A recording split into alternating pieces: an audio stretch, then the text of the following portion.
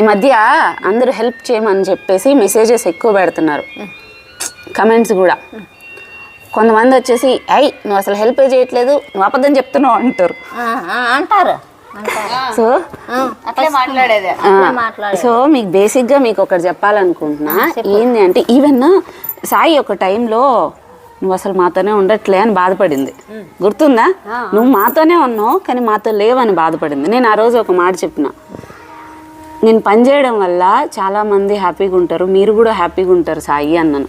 ఆ రోజు నుంచి ఆ పిల్ల నన్ను తిరిగి క్వశ్చన్ చేయలేదు. అండ్ నాకేం కావాలో ఫుడ్ అన్నీ కూడా ఫుడ్ అనేది నేను మీ అందరికి చెప్తానా, నేనే మర్చిపోతాను. ఎగ్స్, స్వీట్ పొటాటో అన్నీ గొడవలు పడి మరీ తెచ్చిపెట్టిపోతుంది, అన్ని రైస్తో సహా. అవును కదా?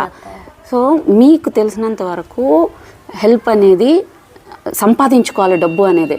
నాకు ఒక టైంలో నేను ఇది ముందు కూడా చెప్పిన, నాకు అసలు ఏది ఇంట్రెస్ట్ లేదు, జస్ట్ ఫ్యామిలీని చూసుకొని తిన్నామా నిద్రపోదామా అన్నట్లే ఉండింది.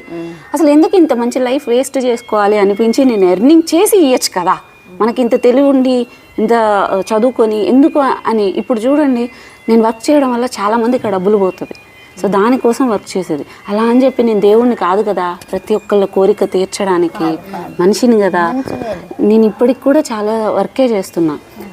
అండ్ నేను ఇప్పటిదాకా ఒప్పుకున్న చాలా పనులు కంప్లీట్ కావాలంటే నాకు ఇంకొక 3 నెలలు ఖచ్చితంగా నేను చాలా కష్టపడితే తప్ప. ఎందుకంటే జూన్లో మనం చదివించే పిల్లలవి ఫీజులు కట్టాలి, టర్మ్ ఫీజులు అన్నా ఉంటాయి. హాస్టల్ ఇప్పుడు మేలో హాస్టల్స్ ఉండవు చాలామందికి, ఫీజులు కట్టినకర్లా నేను మళ్ళీ జూన్ నుంచి హాస్టల్ ఫీజులు స్టార్ట్ అవుతాయి. నాకు ఒక రకంగా ఫస్ట్ వస్తుందంటే భయం వేస్తుంది, అరే ఇన్ని లక్షలు కట్టాలి అని.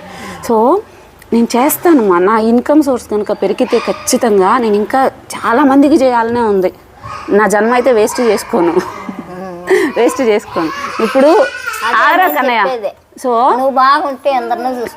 సో నేను అందరికీ చేయలేను, నాకు కొంతమంది బాధ్యతలు ఉన్నాయి. ఈవెన్ ఒక అమ్మాయి పెళ్ళి కూడా రెస్పాన్సిబిలిటీ తీసుకున్నా. సో ఒక పెళ్ళి అంటే 5 లక్షలు మినిమం. నాకు వచ్చే ఇన్కమ్ హాస్పిటల్ నుంచి మాత్రమే. నేను ఏ ప్రమోషన్ చేయను, ఒక్క ప్రమోషన్ కూడా చేయను. అండ్ ఈవెన్ యూట్యూబ్ నుంచి వచ్చేది కూడా చారిటీస్కి వెళ్తాయి. సో కొంచెం మీరు కమెంట్స్ ఎక్కువ ఈ మధ్య హెల్ప్ అన్నప్పుడంతా మీరు హెల్ప్ అని అడుగుతున్నారు. నాకు చేయలేను, అల్లేను, నా వల్ల కాదనే మాట చెప్పడం చాలా బాధగా ఉంది.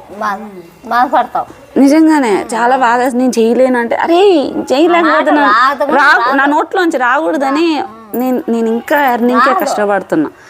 ఒక్క 6 నెలలు గట్టిగా గనక కష్టపడితే ఇప్పుడు చేసే వాళ్ళకంటే డబుల్ మందికి చేయొచ్చు, హెల్ప్ చేయొచ్చు. ఖచ్చితంగా చేస్తా, నాకు కొంచెం టైం ఇవ్వండి. ఇప్పుడున్న వాళ్ళకి సరే